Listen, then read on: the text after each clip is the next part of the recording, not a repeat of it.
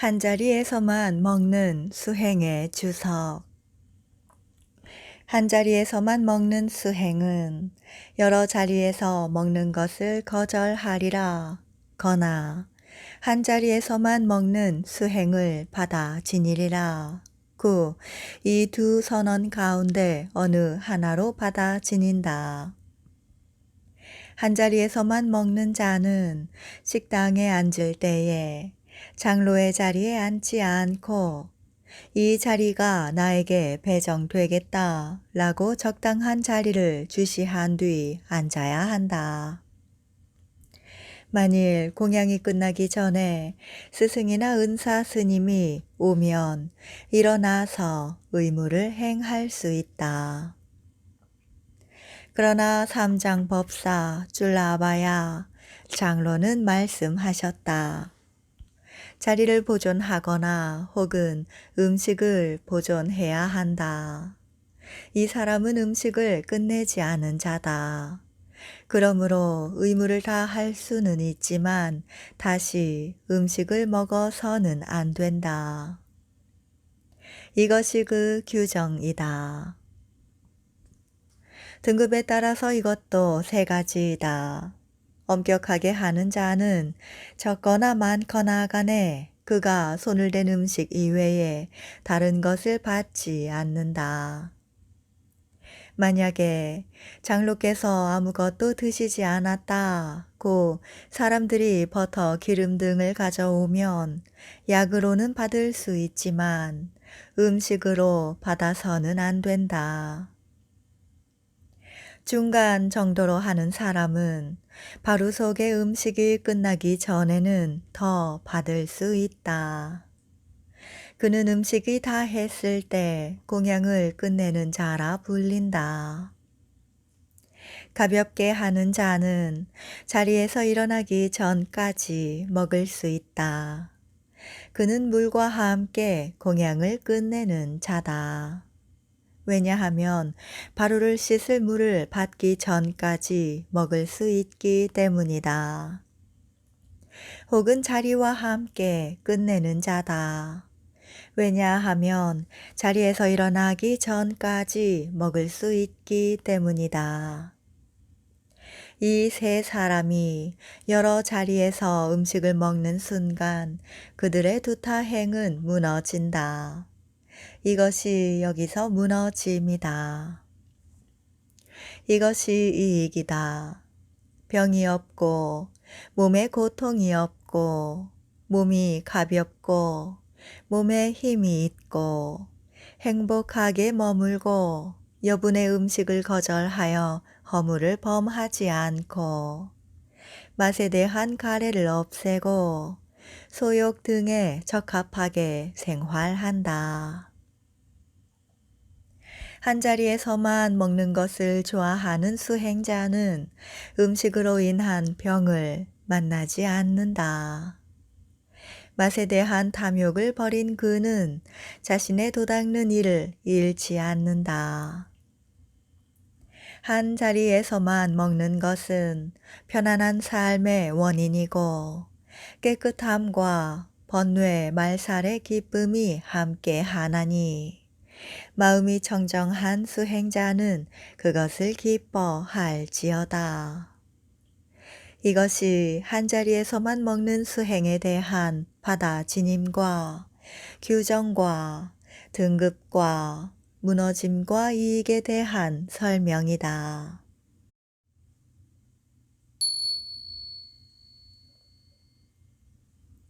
바로의 닭발 음식만 먹는 수행의 주석. 바로 한 개의 닭발 음식만 먹는 수행은 두 번째 그릇은 거절하리라. 거나 바로 한 개의 닭발 음식만 먹는 수행을 받아 지니리라. 고 이 두 선언 가운데 어떤 하나로 받아 지닌다. 바로의 닭발 음식만 먹는 자는 죽을 먹을 때에 그릇에 담긴 반찬을 얻으면 반찬을 먼저 먹거나 죽을 먼저 먹어도 된다. 만약 죽에다 반찬을 넣을 때에 냄새나는 생선 등으로 만든 반찬을 넣으면 죽이 혐오스러워진다. 혐오스럽지 않게 해서 먹어야 한다. 그러므로 이것은 그와 같은 반찬에 관해서 설한 것이다. 그러나 꿀, 설탕 등 혐오스럽지 않은 것은 그 속에 넣어야 한다. 받을 때에도 적당량을 받아야 한다. 생야채는 손으로 받아서 먹어도 된다. 그렇게 하지 않고 바로 속에 넣어도 된다. 두 번째 그릇은 금지되었기 때문에 다른 나뭇잎조차도 허락되지 않는다. 이것이 그 규정이다. 등급에 따라서 이것도 세 가지이다. 엄격하게 하는 자는 사탕수수대를 씹을 때를 제외하고 음식을 먹을 때에 찌꺼기를 버리는 것도 허락되지 않는다. 밥덩이와 생선과 고기와 빵을 분리하여 먹는 것도 허락되지 않는다. 중간 정도로 하는 자는 한 손으로 분리하여 먹을 수 있다. 그는 손수행자라 불린다. 가볍게 하는 자는 바로 수행자라 불린다. 바로 안에 담길 수 있는 것은 그 어떤 것이든 손이나 이빨로 분리하여 먹을 수 있다. 이 세 사람이 두 번째 그릇을 수용하는 순간 그들의 두타행은 무너진다. 이것이 여기서 무너짐이다. 이익은 다음과 같다. 다양한 맛에 대한 가래를 없애고 한 개의 바루보다 더 많은 것에 대한 소원을 버리고 음식의 목적과 적당한 양을 보고 쟁반 등을 소지하는 번거로움이 없고 산란함이 없이 먹고 소욕 등에 적합하게 생활한다. 눈을 아래로 내리뜬 진실한 수행자는 여러 그릇에서 생기는 산란함을 버리나니 참다운 서계를 가진 그는 맛에 대한 가래의 뿌리를 뽑아 버린다. 선량한 마음을 가진 그는 자기의 본성처럼 만족함을 지니나니 바로 한 개의 닭발 음식을 먹는 자를 제외하고 누가 이런 음식을 먹을 수 있겠는가? 이것이 바로 한 개의 닭발 음식을 먹는 수행에 대한 받아지님과 규정과 등급과 무너짐과 이익에 대한 설명이다.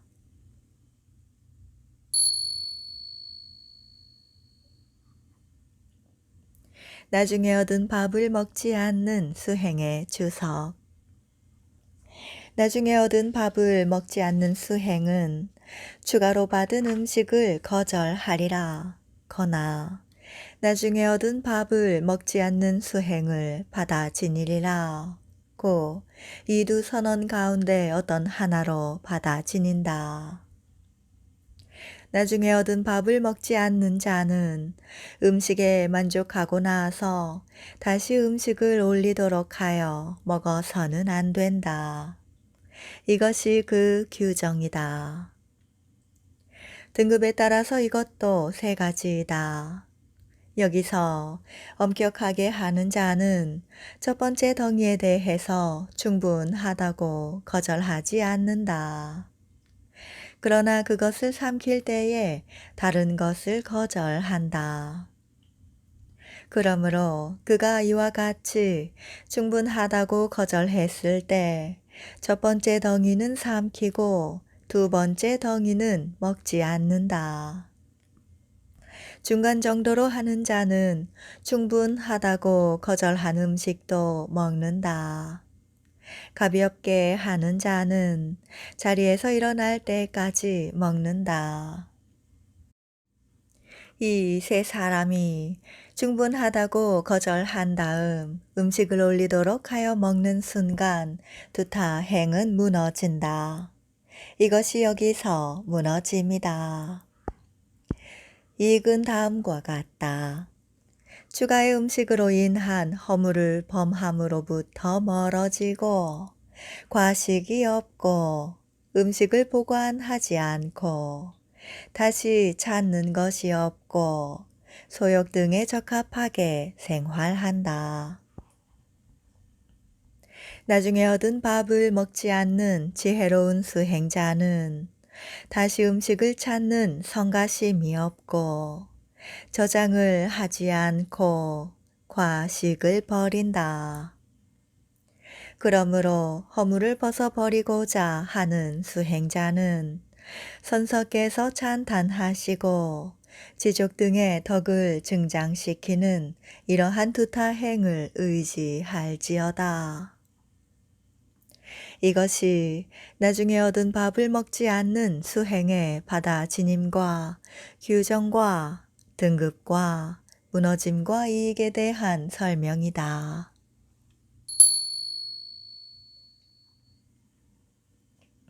숲에 머무는 수행의 주석. 숲에 머무는 수행은 마을의 숙소를 거절하리라. 거나 숲에 머무는 수행을 받아 지니리라. 고 이 두 선언 가운데 어떤 하나로 받아 지닌다.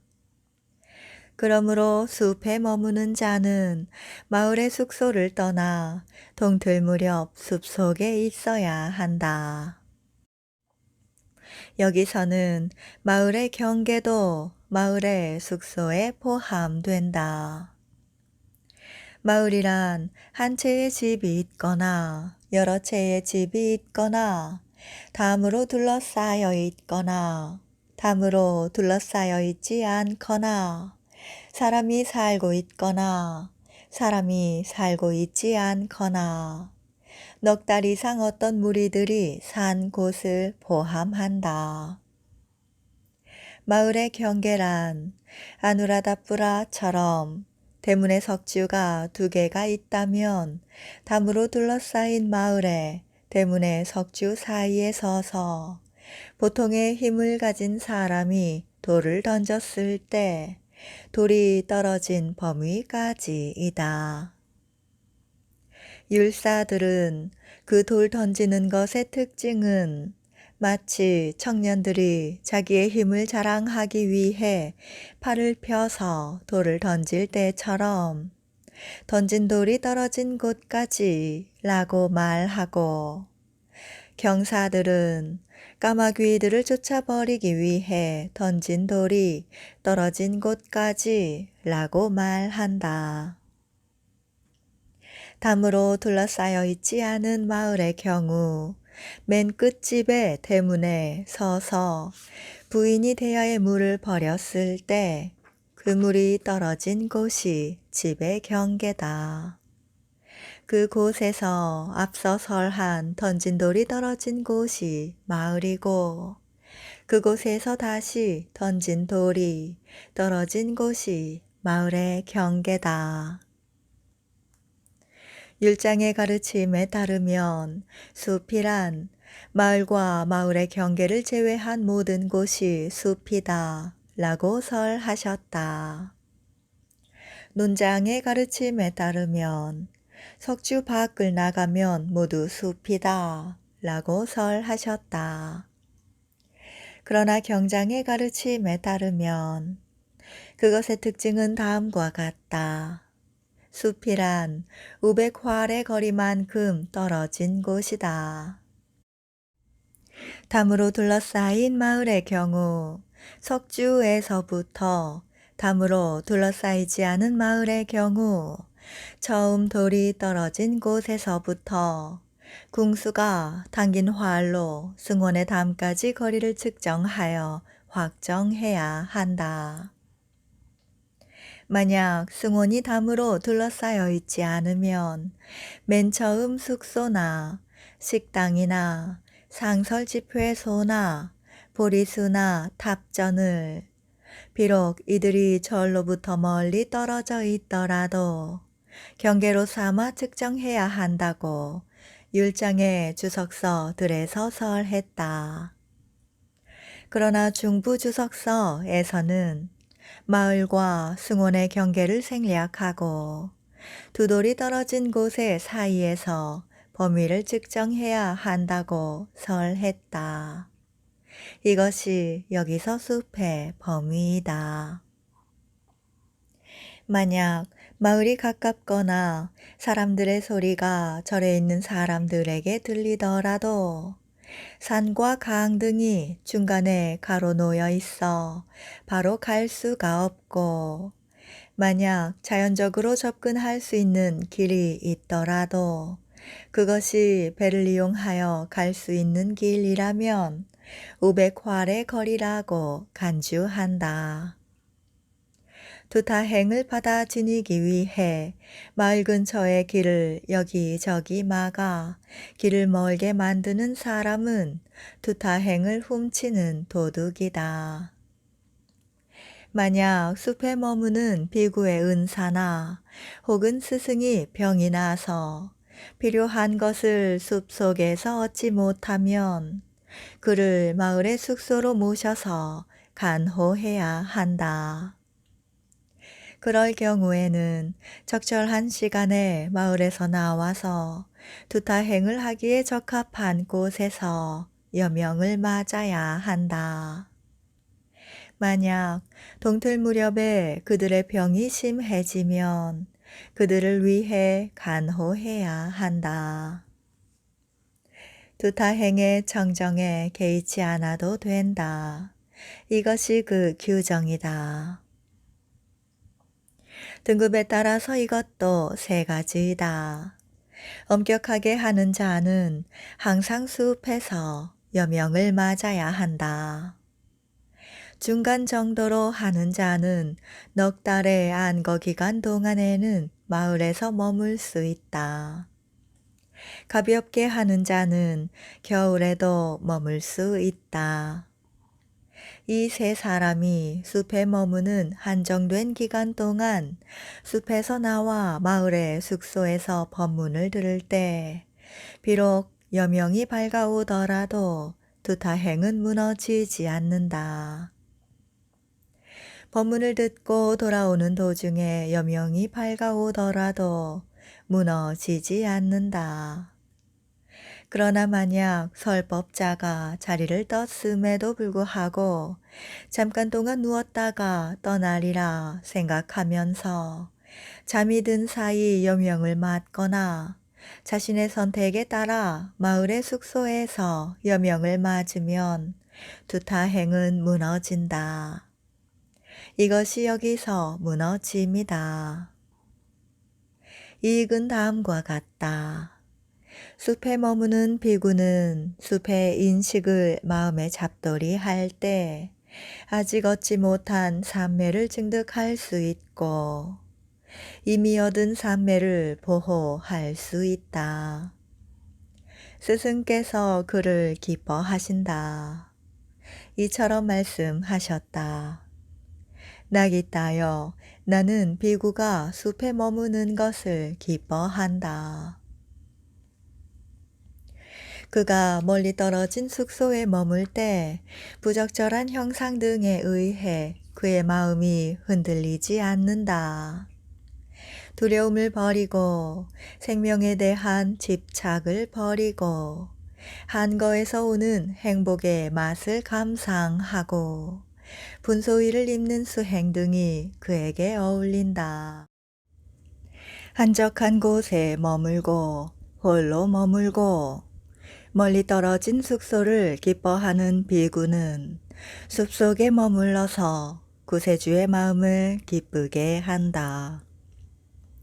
혼자 숲속에서 머무는 수행자는 행복을 얻는다. 재석을 포함한 신들도 그 맛을 알지 못한다. 분소이를 갑옷으로 입고 나머지 두타행의 무기를 갖고 숲속에 전쟁터로 가서 머지않아 마라와 그의 군대를 이길 수 있으니 지자는 숲에 머금을 기뻐할지어다. 이것이 숲에 머무는 수행의 받아지님과 규정과 등급과 무너짐과 이익에 대한 설명이다.